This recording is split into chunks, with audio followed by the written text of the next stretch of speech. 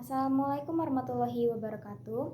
Perkenalkan, nama saya Tiara Dita Tias dengan NPM 2042402047. Di sini saya akan memaparkan materi yang berjudul Perbedaan dan Perubahan Kurikulum pada tahun 1947 sampai dengan kurikulum merdeka yang biasa disebut dengan Kurma. Selanjutnya, pengertian kurikulum sendiri yaitu rencana atau pedoman dalam pendidikan yang mengatur tujuan, materi pembelajaran, cara mengajar, dan penilaian untuk mencapai tujuan pembelajaran. Selanjutnya, kurikulum pada tahun 1947, rencana pembelajaran, merupakan kurikulum pertama setelah Indonesia merdeka. Kurikulum ini lahir pada masa awal kemerdekaan sehingga tujuannya lebih menekankan pada pembentukan karakter, semangat nasionalisme, dan identitas bangsa.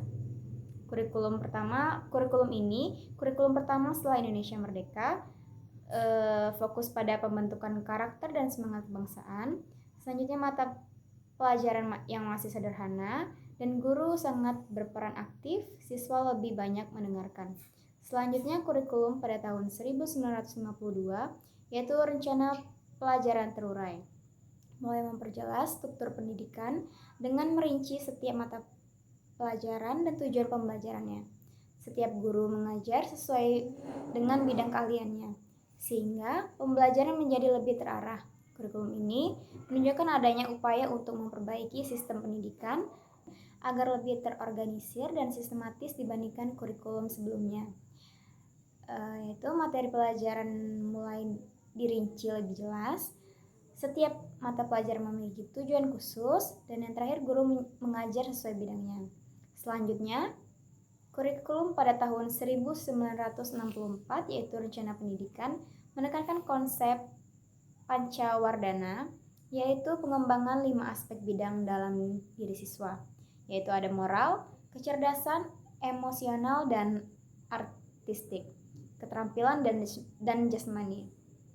Selanjutnya, fokus pada pengembangan seluruh aspek diri siswa.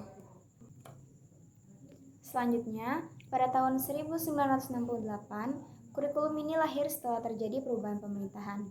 Kurikulum ini menekankan pembentukan manusia yang berjiwa Pancasila, beriman, dan bertakwa.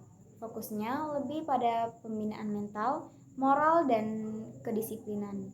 Struktur mata pembelajaran menjadi lebih sederhana dan diarahkan untuk memperkuat identitas nasional.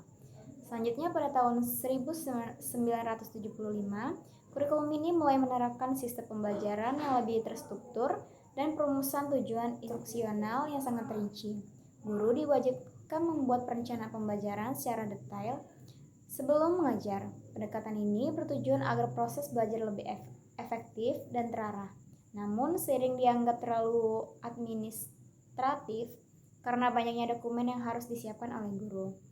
Selanjutnya, pada tahun 1984, kurikulum ini dikenal dengan pendekatan CBSA atau biasa disebut dengan cara belajar siswa aktif. Pada kurikulum ini, siswa didorong untuk lebih aktif dalam proses belajar melalui diskusi, tanya jawab, dan praktik.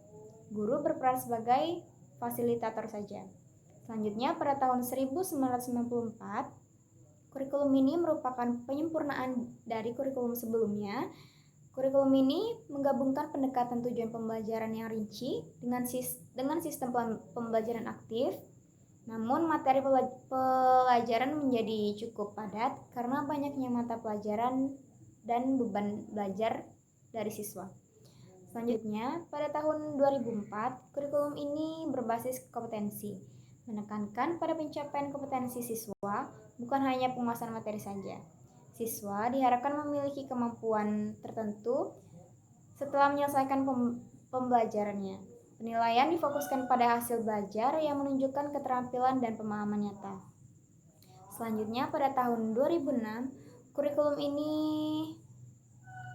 biasa disebut dengan KTSP atau kurikulum tingkat satuan pendidikan. Kewenangan kepala sekolah untuk menyusun kurikulum sesuai dengan kondisi dan kebutuhan masing-masing daerah, dengan tetap mengacu pada standar nasional. Hal ini memberikan fleksibilitas yang lebih besar kepada sekolah dan guru dalam mengembangkan pembelajarannya. Selanjutnya, kurikulum K13 Pada kurikulum ini bertujuan menyeimbangkan antara sikap, pengetahuan, dan keterampilan. Pembelajaran menggunakan pendekatan ilmiah seperti mengamati, menanya, mencoba, menalar, dan mengomunikasikannya. Penilaian dilakukan secara menyeluruh mencakup aspek sikap, pengetahuan, dan keterampilan. Kurikulum ini juga memperkuat pendidikan karakter, yaitu menekankan keseimbangan antar sikap, pengetahuan, dan keterampilan. Selanjutnya menggunakan pendekatan ilmiah, yaitu mengamati, menanya, mencoba, menalar, dan penilaian lebih detail dan menyeluruh. Kemudian yang terakhir, yaitu kurikulum merdeka. Kurikulum ini yang mulai diterapkan secara bertahap sejak 2022 sampai dengan sekarang, memberikan fleksibilitas lebih besar dalam pembelajaran. Materi dibuat lebih sederhana agar siswa dapat memahami konsep secara mendalam, terutama di jenjang SMA, dapat memilih mata pembelajaran sesuai minat dan bakat siswa tersebut. Selain itu, terdapat proyek penguatan profil pelajar Pancasila, yaitu biasa disebut dengan P5, yang bertujuan mengembangkan karakter, kreativitas, dan kemampuan berpikir kritis.